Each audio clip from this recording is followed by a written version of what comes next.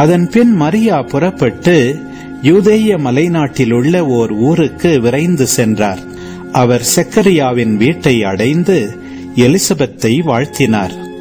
மரியாவின் வாழ்த்தை எலிசபெத்து கேட்டபொழுது அவர் வயிற்றில் இருந்த குழந்தை மகிழ்ச்சியால் துள்ளிற்று. எலிசபெத்து தூய ஆவியால் முற்றிலும் ஆட்கொள்ளப்பட்டார். அப்போது அவர் உரத்த குரலில், பெண்களுக்குள் நீர் ஆசி பெற்றவர், உம் வயிற்றில் வளரும் குழந்தையும் ஆசி பெற்றதே. என் ஆண்டவரின் தாய் என்னிடம் வர நான் யார்?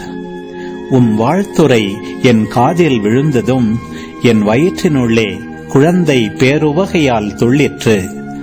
ஆண்டவர் உமக்கு சொன்னவை நிறைவேறும் என்று நம்பிய நீர் பேறு பெற்றவர் என்றார். அதை கேட்ட மரியா பின்வருமாறு கூறினார்: ஆண்டவரை எனது உள்ளம் போற்றி பெருமைப்படுத்துகின்றது. என் மீட்பராம் கடவுளை நினைத்து எனது மனம் பேருவகை கொள்கின்றது. ஏனெனில் அவர் தம் அடிமையின் தாழ்நிலையை கண்ணோக்கினார். இது முதல் எல்லா தலைமுறையினரும் என்னை பேறு பெற்றவள் என்பர். ஏனெனில் வல்லவராம் கடவுள் எனக்கு அரும்பெரும் செயல்கள் செய்துள்ளார். தூயவர் என்பதே அவரது பெயர். அவருக்கு அஞ்சி நடப்போருக்கு தலைமுறை தலைமுறையாய் அவர் இரக்கம் காட்டி வருகிறார். அவர் தம் தோள் வலிமையை காட்டியுள்ளார். உள்ளத்தில் செருக்குடன் சிந்திப்போரை சிதறடித்து வருகிறார். வலியோரை அரியணையின் என்று தூக்கி எறிந்துள்ளார்.